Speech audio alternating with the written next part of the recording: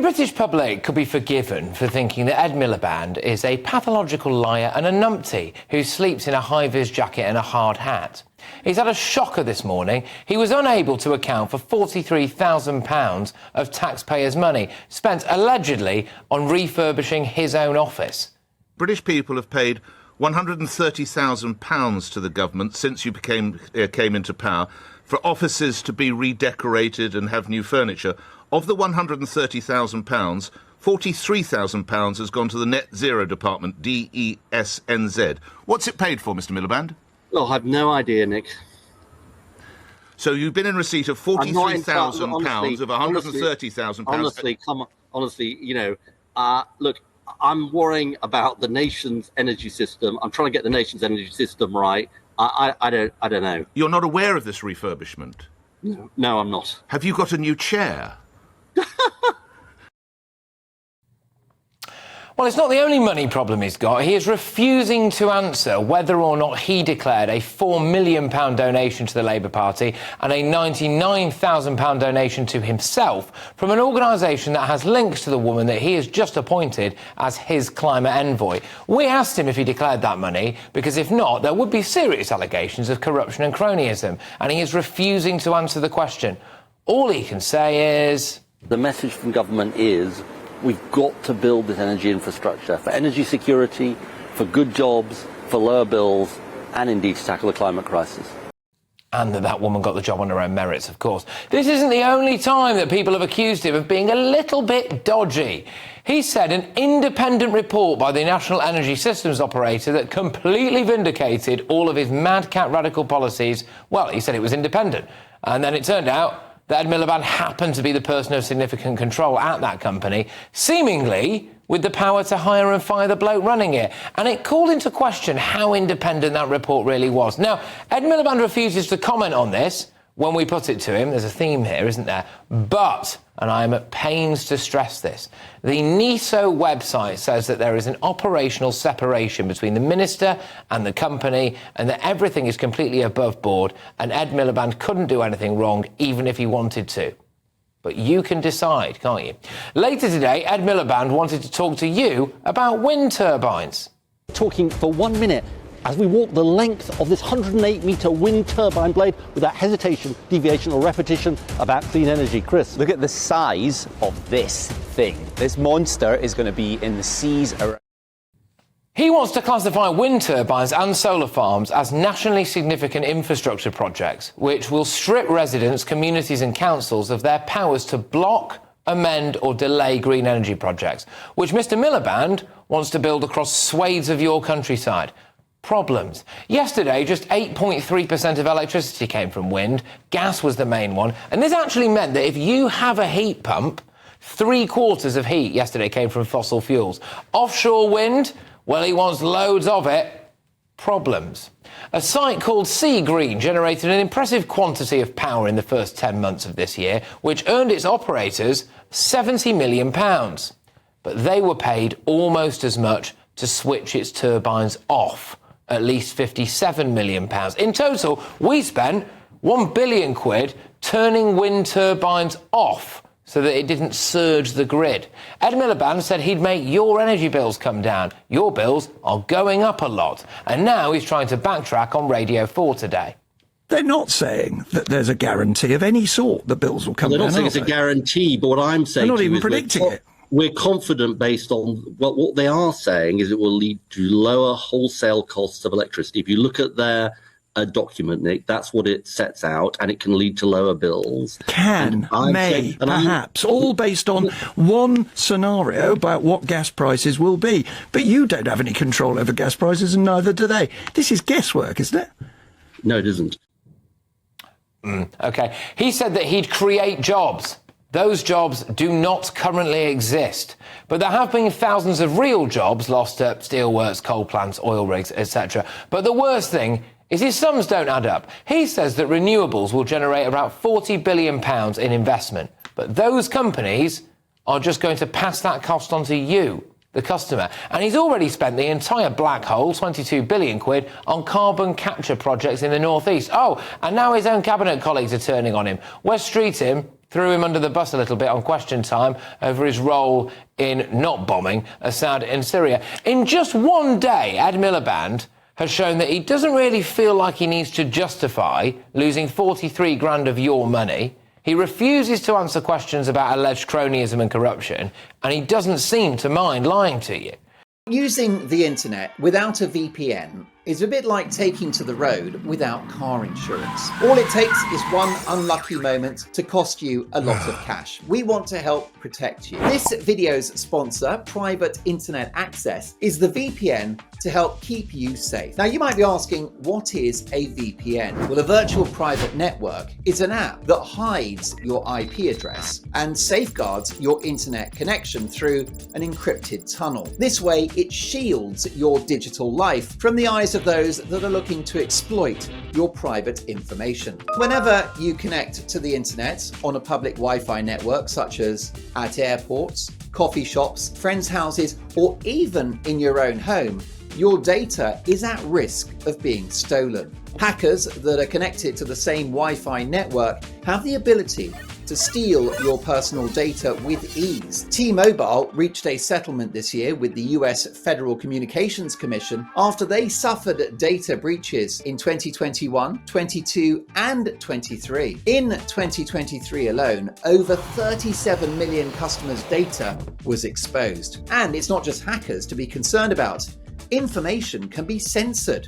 When Canada passed their C-18 bill, social media giants decided to ban news content on their platforms. But PIA can protect your ability to consume the news content that you love. Private Internet Access is available for all platforms: Windows, macOS, Android, Linux, iOS, and you can use one Private Internet Access subscription to protect an unlimited number of devices at the same time. Plus, we've got a huge GBNews discount. Click the link in this video's description and you'll get 83% off PIA. That is under £2 a month, and you'll get an extra 4 months completely free. There's also a 30-day money-back guarantee. So head to piavpn.com/GBNews to start protecting yourself digitally today.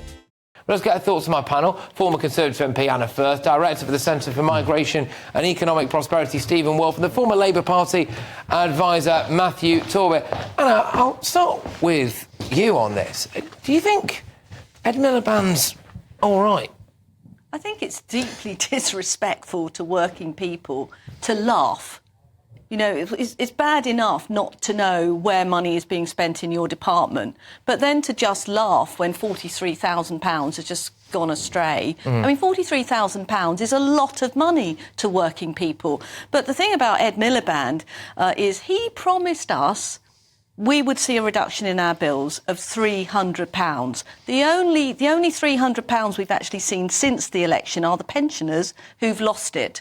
So, you know, he hasn't been being honest with us, and the problems that we've had this week just show us that his ideas that we can just flood the whole countryside with wind turbines and solar panels are not going to work. Yeah, there are some issues when it comes to this idea that the Labour Party received about £4 million quid plus a £99,000 donation to himself from a company that has links to his current climate envoy. And she may well have got that job on her own merit. I mean, she seems like she is qualified. I'm not trying to, disrespect the lady here at all. However, he doesn't seem to want to answer whether or not he declared that money, and that should be quite an easy yes or no question, shouldn't it? Of course it should. If he'd have declared it.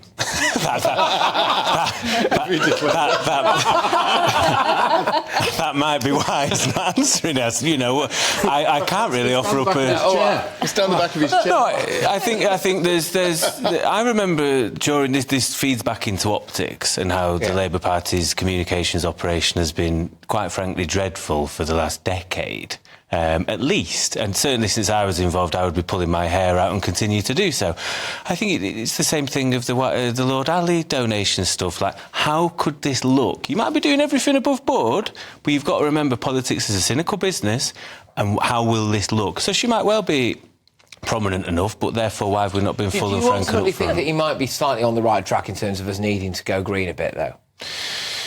I think you need to have... The problem is you've got to bring people with you for a start. So when Sadiq Khan got it all wrong with you, Les, I think I was part of a group that said you need to be offering a much more generous scrappage scheme. Not everyone can afford to just go out in the next 5 years and buy a green car or whatever else. You need to be offering people the right money to be able to do that, and that way you win people over. I think you do need to entice people with money and whatnot, but it needs to be varied.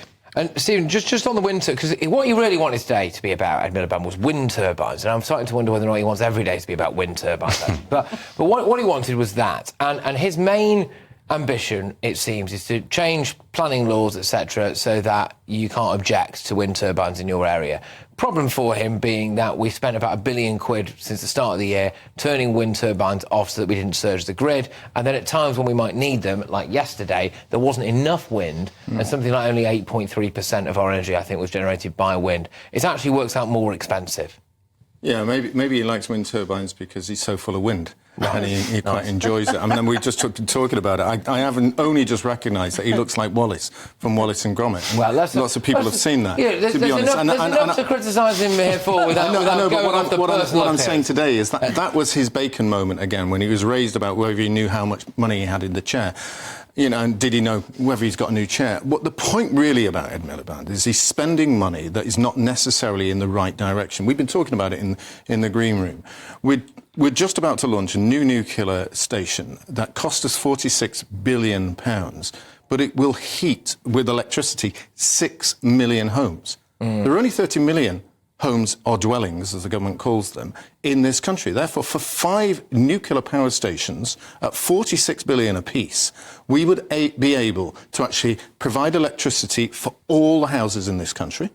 If we had another 2, we'd provide enough for all the businesses in this country. And I would argue that if we spent that £46 billion, we'd be able to provide free energy plus savings the costs across the spectrum. We wouldn't have to have wind farms. We wouldn't have to have solar panels. We wouldn't have to have carbon capture. All that money is wasted. And as Anna raised the point, 2 of those nuclear power stations at £46 billion apiece is the same cost as HS2. Right. Why don't we spend it on that? Then he'd be out of a job and we'd be quite happy with free electricity. I totally agree with what Stephen's saying about nuclear is the way to go. What I wouldn't want is the government actually building these stations themselves, because we've seen what's happened with HS2. As soon as the government gets involved, the costs skyrocket, and generally you get a worse result. But Ed, you mentioned yesterday, but what about on Tuesday? On Tuesday, the wind farms could only power 3 to 4% of the grid. So 96 or 97% of our energy on Tuesday had to come from other sources. So we have to have a balanced energy supply in this country. The question mark, I suppose, would be whether or not Ed Miliband has gone so far down the rabbit hole and backed himself into a corner, really. Like, he might genuinely believe it. And earlier on, I said, maybe he's a pathological liar. Right, I was kind of joking there. I mean, I think there are things that he's been pretty fruity with the truth on, right, to say the least, and I have outlined those. However, I do also think that what we might be looking at here is the man who does genuinely believe, to the point of being borderline radical in this stuff, and is willing to make, for us all, to make certain sacrifices in order for that to happen. And I wonder if we are hurtling towards blackouts, because what the heck do we do when 2030 rolls around and we're supposedly 95% reliable on renewable energy? It's not going to happen. And we haven't got the grid for it. It's not going to happen. But what does Labour do then about the blackouts, do we think? That's if they're going to come down the tracks. I will not pretend to be any sort of expert on the climate. What I would say is that I always found Ed to be very arrogant, actually, I must admit, with my time in the party. But... Right. And he knows best, but at the end of the day, that's his attitude, and, that's the way I found him. What I will say is that I know one of his special advisors very well, and he's one of the most intelligent people I've met in politics, very normal, sort of gets it. I hope, therefore, that is the advice he would be listening to on this sort of stuff. But no, we've got, again, for me, you've got to have a very... The only thing that worries me about nuclear, though, is I remember Tony Benn saying many years ago, when he was in a similar position to Ed Miliband, some sort of energy secretary under Clement Attlee, is he said you could never find a safe way of disposing of nuclear waste, and we still haven't found one yet. And the second thing was, All that happened with the nuclear energy plants is they became bomb-making plants for the US, and Clement Attlee didn't bother to tell him, which is why he resigned.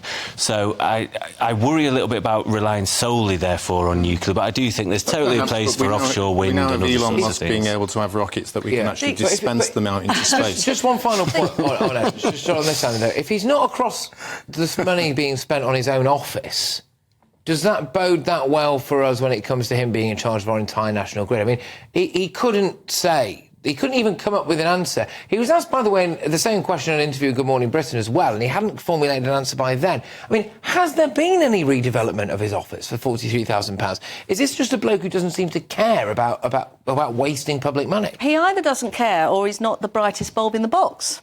Is the way I would see it. But I actually think this is a really, really serious issue. Yeah. I mean, we have to have cheaper energy. At the moment, we've got, some of the most expensive energy in Europe. We are not going to be a competitive global economy if we don't sort out our energy. So we have got to have a balanced energy approach. It's rushing at this headlong pace at net zero when in fact we've already seen only this week that when the wind doesn't blow or the sun isn't out, we are going to have blackouts. It's a disaster. All right, OK. Well, so, look, again, I will stress categorically that on that issue of the NESO and the independent research thing, their website could not be clearer that there is operational separation between Ed Miliband and their a particular set of research, and obviously, as we know, Ed Miliband himself is categorical in the idea that what he is doing is completely correct, and we will all reap the dividends in the long run. Can I issue one last bit of advice to Ed Miliband? Don't ever laugh during an interview. I used to hate... From a comms point of view, you come across so condescending, so out of touch with people that are struggling. I hated it when any boss of mine did that. I said, don't ever do that again. 43 grand is more than the average annual salary. Absolutely. Considerably more. And to say that that's just gone, poof, that's just gone. I do think there's a bit of gotcha journalism of trying to catch me out figures, but either way, don't laugh. Just say don't. Maybe you can't just take a joke. Maybe. There we go.